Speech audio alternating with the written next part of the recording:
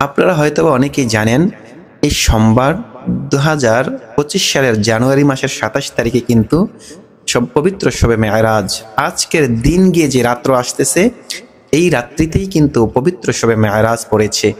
আরবিতে 26 তারিখ দিন গিয়ে দিবাগত রাত্র।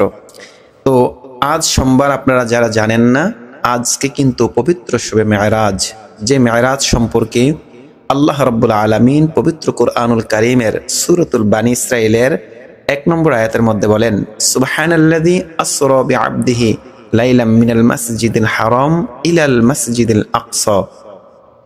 পবিত্র সে আল্লাহ, যে আল্লাহ রাত্রিকালীন তার পেয়ারা বান্দাকে ভ্রমণ করিয়েছেন মসজিদুল হারাম থেকে বাইতুল মুকাদ্দাস পর্যন্ত। রাত্রিকালী এই ভ্রমণটা হয়েছে, সেখান থেকে আল্লাহ রাব্বুল আলামিন দ্বিতীয় ধাপে মেরাজ, যে শব্দ আমরা ব্যবহার করি, মেরাজ অর্থ হলো, মেরাজ শব্দের আবেদনিক অর্থ ঊর্ধ্বগমন। ঊর্ধ্বগমন আল্লাহ রাব্বুল আলামিন বাইতুল মাকদিস থেকে আল্লাহ রাব্বুল আলামিন ঊর্ধ্বগমন করিয়েছেন। তাহলে আমরা এই মেরাজের ঘটনা কম বেশি সবাই জানি এবং শুনেছি। আজকে আমি কথা বলবো যে এই পবিত্র মেরাজে আমরা কিভাবে নামাজ আদায় করব, কত রাকাত নামাজ আদায় করব এবং কোন সূরা দিয়ে পড়ব। এবং আমি আজকে কথা বলবো সালাতুত তাসবিহ নামাজ নিয়ে। সালাতুত তাসবিহ নামাজটা কিভাবে পড়তে হয়, যে দোয়াটা আছে, একটা দোয়া আছে, দোয়াটা 300 বার পড়তে হয়, সেই দোয়াটা কোন জায়গায় কতবার পড়তে হবে সেই বিষয় নিয়ে আজকে বিস্তারিত কথা বলবো। ধৈর্য সহকারে ভিডিওটি স্কিপ না করে সম্পূর্ণ দেখতে থাকুন।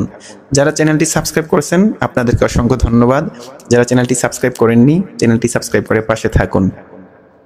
আজ পবিত্র শবে মেরাজের যে নামাজ আপনি পড়বেন, এশারের নামাজ জামাতের সাথে আদায় করবেন। এশারের নামাজ জামাতের সাথে আদায় করার পরে সুন্নত নামাজটা আদায় করবেন। মা বোনরা তো অবশ্যই ঘরে নামাজ পড়বেন, মা বোন যারা দেখতেছেন আপনারাও এশারের নামাজটা পড়ার পরে ফরজ পড়বেন, সুন্নত পড়বেন, বিতিরটাকে সামনে রেখে দিবেন। তারপরে আপনি বিতিরটাকে রেখে আপনি নামাজ শুরু করবেন। 2 রাকাত নফল নামাজের নিয়ত করবেন, বাংলায় নিয়ত করবেন। আমি কিবলামুখী হয়ে 2 রাকাত নফল নামাজের নিয়ত করলাম, আল্লাহু আকবার। 2 রাকাত করে আপনি নামাজ আদায় করবেন। 2 রাকাত 4 রাকাত পড়তে পারেন, 6 রাকাত পড়তে পারেন, 8 রাকাত পড়তে পারেন, আপনার যত রাকাত মন চায়। অনেকে বলেন যে হুজুর 12 রাকাত। না, আসলে মেরাজের রাত্রে নির্দিষ্ট কোনো সংখ্যা নেই, আপনি কত রাকাত নামাজ আদায় করবেন। আপনি আল্লাহ তাআলাকে খুশি করার জন্য, আপনার নিজের গুনাহের কথা স্মরণ করে, আপনার বাবা মা হয়তোবা যাদের কবরে আছে তাদের কথা স্মরণ করে আপনি নামাজ পড়তে থাকুন। আপনি কোন সূরা দিয়ে নামাজ আদায় করবেন? প্রিয় দিনী ভাই আমার, আপনি যেই সূরাটা ভালো পারেন, আপনি যেই সূরাটা সবচেয়ে ভালো করে পড়তে পারেন, আপনি ওই সূরাটা দিয়ে নামাজ আদায় করবেন। তাব্বাত ইয়াদা পারেন, তাব্বাত ইয়াদা পারেন, ওইটা দিয়ে পড়েন। প্রথম রাকাতে তাব্বাত ইয়াদা, সূরাতুল লাহাব, দ্বিতীয় রাকাতে ইখলাস, কুল হুয়াল্লাহ, এই দুইটা দিয়ে আপনি পড়তে থাকেন। তারপরে আমি যে কথা বলবো, সালাতুত তাসবিহ নামাজের যে কথা বলছি, আপনারা সালাতুত তাসবিহ নামাজটা পড়বেন। সালাতুত তাসবিহ নামাজ সম্পর্কে আল্লাহ রাসূল সাল্লাল্লাহু আলাইহি ওয়াসাল্লাম আপন চাচা ইবনে আব্বাস রাদিয়াল্লাহু তাআলা আনহুকে বলেছেন, চাচা আপনাকে আমি একটা উপহার দিতে চাই, একটা উপটোকন হাদিয়া দিতে চাই আপনাকে। সেটা হচ্ছে আপনি 4 রাকাত সালাতুত তাসবিহ নামাজ, 4 রাকাত নামাজ আদায় করবেন। এই নিয়মে 4 রাকাত নামাজ আদায় করবেন। এটা আপনি প্রতিদিন পড়ুন। যদি প্রতিদিন পারেন প্রতিদিন পড়ুন, প্রতিদিন যদি না পারেন আপনি সপ্তাহে 1 দিন পড়ুন। সপ্তাহে 1 দিন যদি না পারেন আপনি মাসে 1 দিন পড়ুন। মাসে একবার যদি আপনি না পারেন বছরে 1 দিন পড়ুন। বছরেও যদি 1 দিন না পারেন জীবনে একবার হলেও এই সালাতুত তাসবিহ নামাজটা পড়ুন। আপনারা যারা এখনো পড়েননি, আজকে এই পবিত্র মেরাজের রাত্রে আপনি সালাতুত তাসবিহ নামাজটা পড়ার জন্য নিয়ত করেন ইনশাআল্লাহ। এখন সালাতুত তাসবিহ নামাজটা আপনি কিভাবে পড়বেন? সালাতুত তাসবিহ নামাজ পড়ার জন্য আপনি নিয়ত করবেন বাংলাতে। আমি কিবলামুখী হয়ে 4 রাকাত সালাতুত তাসবিহ নামাজ পড়ার জন্য নিয়ত করলাম, আল্লাহু আকবার। আমি আবার বলি, আমি কিবলামুখী হয়ে 4 রাকাত সালাতুত তাসবিহ নামাজ পড়ার জন্য নিয়ত করলাম, আল্লাহু আকবার। আপনি নিয়ত করার পরে সানা পড়বেন, সুবহানাকা আল্লাহুম্মা বিহামদিকা ওয়া তাবারাকা ইসমুকা ওয়া তাআলা জাদ্দুকা ওয়া লা ইলাহা গায়রুক। তারপরে আপনি একটা দোয়া আছে, সুবহানাল্লাহ ওয়ালহামদুলিল্লাহ ওয়া লা ইলাহা ইল্লাল্লাহু ওয়াল্লাহু আকবার, সুবহানাল্লাহ আলহামদুলিল্লাহ ওয়ালা ইলাহা ইল্লাল্লাহ ওয়াল্লাহু আকবার। এই দোয়াটা পড়বেন 15 বার। সানা পড়ার পরে ফাতিহা শুরু করার আগে 15 বার পড়বেন।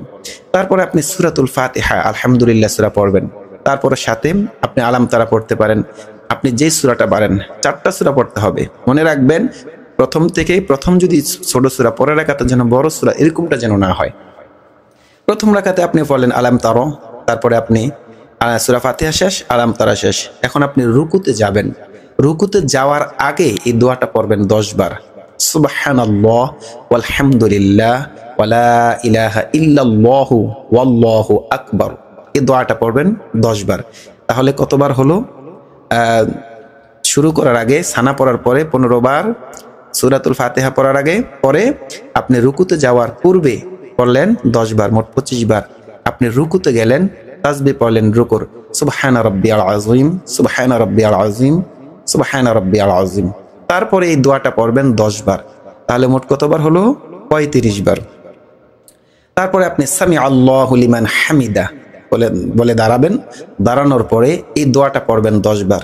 35 আর 10 45 বার।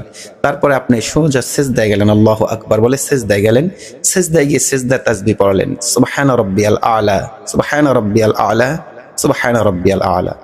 তারপরে এই দোয়াটা পড়বেন 10 বার। মোট কতবার হলো? 55 বার। তারপর আপনি মাঝে বসবেন, দুই সিজদার মাঝে।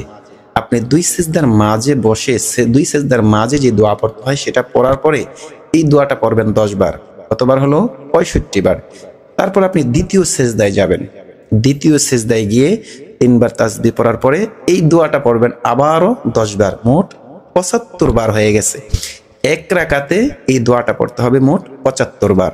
দোয়াটা হচ্ছে সুবহানাল্লাহ ওয়ালহামদুলিল্লাহ ওয়ালা ইলাহা ইল্লাল্লাহু আল্লাহু আকবার।